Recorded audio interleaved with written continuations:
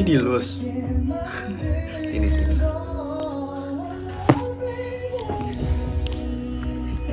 Lucu banget punya pacar manja gini. Pacarnya siapa sih?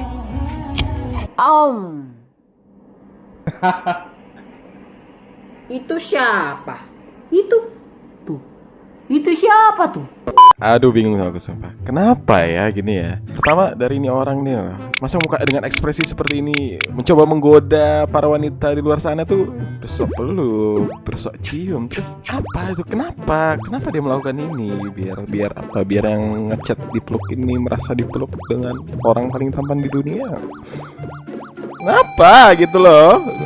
Kenapa ya? Aku tuh kayak nggak kuat gitu ngeliat video kayak gini itu. Tapi kalau dipikir-pikir, apa yang membuat aku tuh merasa jijik dengan video seperti ini? Apa yang membuat aku merasa risih? Dan apa yang membuat aku merasa terganggu? Di video kali ini, kita akan membahas mengapa sesuatu bisa terasa cringe.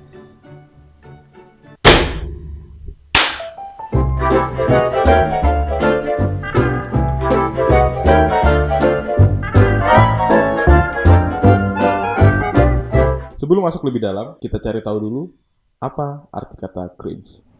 Menurut Google Translate, cringe berasal dari bahasa Inggris yang berarti ngeri. Namun dari turunannya, baik verba ataupun nomina dapat berarti merasa jijik, merendahkan diri, mengecuntunkan badan, membungkuk-bungkuk, dan masih banyak lainnya. Cringe itu adalah reaksi lu cringe gitu melihat hal yang cringy. Hal-hal yang cringy itu kayak gimana sih? Adalah hal-hal yang membuat lu badannya kayak geter, auto respon geli. Kayak leher gue tuh biasa langsung kayak kaku, gatel gitu, yang kayak jijik ngeliat hal jijik gitu. Tapi bukan hal yang seharusnya bikin lu jijik. Cringy itu buat hal-hal yang harusnya itu tidak membuat kita jijik karena bentuknya juga normal. Tapi karena apa ya? Karena secara logika sehat itu tidak benar dan tidak sesuai dan terlalu masif, jadinya kayak ngaco banget. Jadi ya lu tergelikan sama ide tersebut gitu loh. Jadi itu cringe. Kebanyakan orang-orang di dunia maya menggunakan kata ini ketika mereka itu merasa risih, jijik, ataupun mungkin terganggu terhadap sikap seseorang di internet. Baik itu berupa jokes basi. Setiap penduduk yang tidak mempunyai pasangan terhitung mulai dari usia 23 tahun akan disuntik mati. Rasanya. Video joget para makhluk bertulang lunak.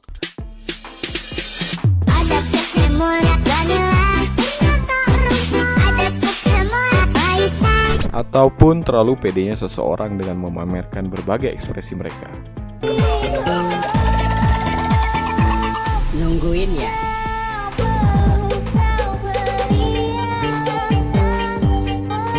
Beberapa YouTuber bahkan mengangkat isu ini dan menjadikan konten di channel YouTube mereka, seperti Korigor dan PickyPix. Mereka mereaction video-video ini, dan konten ini sempat bertahan lama karena memang ya ramai sekali orang yang suka dengan konten menertawakan kekrincian orang lain terhadap mereka sendiri. Pertanyaannya adalah, kenapa orang-orang suka dengan video reaksi seperti ini? Dikutip dari pijarpsikologi.org, ada sebuah istilah bernama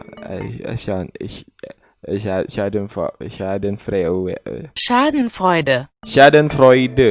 Istilah ini berasal dari bahasa Jerman yang diartikan sebagai perasaan bahagia yang timbul saat melihat penderitaan orang lain. Secara biologis, pada saat Schadenfreude terjadi, otak akan mengeluarkan senyawa dopamin yang membuat kita merasa senang. Kesenangan ini merupakan hal alami meski terkadang kita berusaha menahannya. Schadenfreude kerap diterapkan dalam tayangan lawak di mana dua pelawak memposisikan diri sebagai pengeksekusi materi yang bertindak sebagai orang yang mengolok-olok dan satunya sebagai orang yang menjadi korban. Kalau kata Raditya Dika, dalam komedi memang harus ada yang menjadi korban. Komedi selalu butuh korban dan butuh ekspektasi. Kelucuan datang dari situ.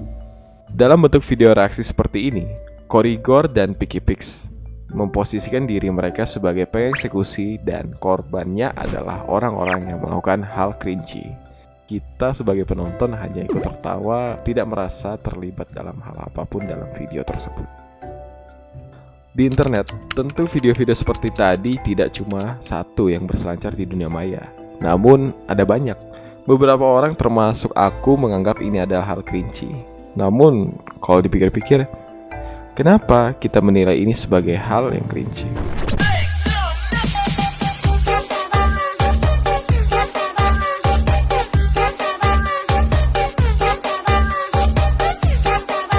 Apa ya? Kalau misalnya kita breakdown dari video inilah, misalnya gitu. Terlihat di sini ada cowok lihat kamera, terus dia melakukan sebuah gerakan yang ambigu gitu kalau kita lihat ya. Tampak tangannya naik turun sebelah kiri, terus masang ekspresi tajam gitu. Maksudnya apa gitu? Jadi ini menurut aku cringe.